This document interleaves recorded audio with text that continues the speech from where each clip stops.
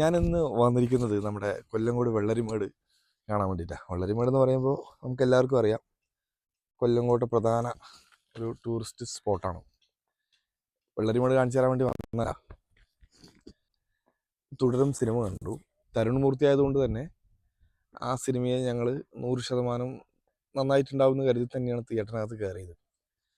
ലാലേട്ടനെ കാണണമെന്നുണ്ടെങ്കിൽ ആ സിനിമ കാണാൻ പറ്റും. ആ സിനിമ തുടങ്ങി ഏകദേശം ഒരു 3/4 മണിക്കൂറോളം ലാലേട്ടൻ്റെ കൊച്ചു കൊച്ചു തമാശകളും അവരുടെ കുടുംബം, സുഹൃത്തുക്കൾ, അങ്ങനെ ഒരു കൂട്ടം കളിചിരിയുമായിട്ട് ഇങ്ങനെ പോയിക്കൊണ്ടിരിക്കുന്ന ഒരു സിനിമ. ഇൻ്റർവെല്ലിന് ഏകദേശം ഒരു 20 മിനിറ്റ് മുമ്പ് മുഴുവൻ നമ്മളെ ഒരു മുൾമുനയിൽ നിർത്തുന്ന ഒരു സീൻ. എന്തോ ഉണ്ടല്ലോ എന്ന് കരുതുന്ന ഒരവസ്ഥ.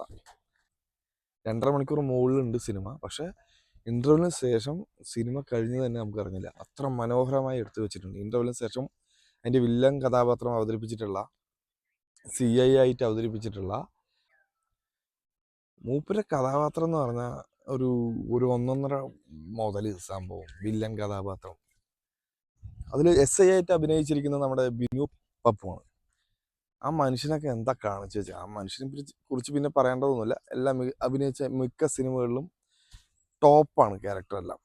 ശരിക്കും പറയുന്നത് ഇൻ്റർവ്യൂവിന് ശേഷം ലാലേട്ടൻ അങ്ങോട്ട് അഴിച്ചു വിട്ടിരിക്കുകയാണ്. ഈ ലാലേട്ടനെ ഞങ്ങൾ മലയാളികൾ ഒരുപാട് ഇഷ്ടപ്പെടുന്നുണ്ട്, വിജയിച്ചിട്ടുള്ളത്. അപ്പോൾ എല്ലാവരും തിയേറ്ററിൽ ചെന്ന് കാണാൻ പറ്റുന്ന, ഒരു കുടുംബസമേതം തിയേറ്ററിൽ ചെന്ന് കാണാൻ പറ്റുന്ന ഒരു നല്ല കുടുംബ ചിത്രമാണ് ഈ തുടരും എന്ന് പറയുന്നത്. നമ്മുടെ പരിസരത്തുള്ള തിയേറ്ററുകളെല്ലാം ഹൗസ്ഫുള്ളാണ്. കഴിഞ്ഞ ദിവസം കൊല്ലങ്കോട് തങ്കരാജിലും തങ്കത്തിലൊന്നും ടിക്കറ്റ് കിട്ടാനില്ല.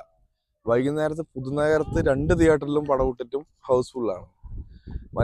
ഒരിടത്തും ടിക്കറ്റ് കിട്ടാം. ഇന്നലെ നൈറ്റ് 11:45 പാലക്കാട് പ്രിയയിൽ അരോമ റോഡിൽ ഹൗസ്ഫുള്ളായിട്ട് റോഡ് ബ്ലോക്കായി കിടക്കുന്ന ഒരു സാഹചര്യം ഉണ്ടായിട്ടുണ്ട്. നമ്മുടെയൊക്കെ ഇതുപോലത്തെ ഭംഗിയുള്ള നാട്ടിൽ ഷൂട്ട് ചെയ്യുന്ന കൊച്ചു കൊച്ചു സിനിമകളുണ്ട്. അത്തരം സിനിമകൾ ഇറക്കിയാലും നാട്ടുകാർ കാണും, മലയാളികൾ കാണും. നല്ല സിനിമയാണെങ്കിൽ കാണും.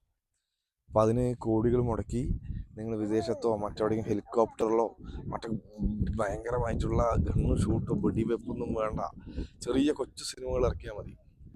നമ്മളൊക്കെ ജനിക്കുന്ന നാൾ മുതൽ കണ്ടും വളർന്നിട്ടുള്ള മനുഷ്യന്മാരാണ് മോഹൻലാലും മമ്മൂട്ടിയൊക്കെ.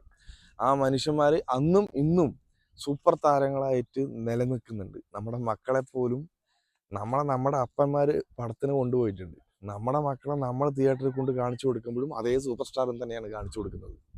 അപ്പോൾ അവർക്കൊന്നൊരു മാറ്റമില്ല. അവരുടെ അഭിനയത്തിനോ അവരുടെ ഒന്നിനും ഒരു മാറ്റവും ഇല്ല. നമ്മൾ കൊടുക്കുന്ന കഥയ്ക്കാണ് പ്രാധാന്യം.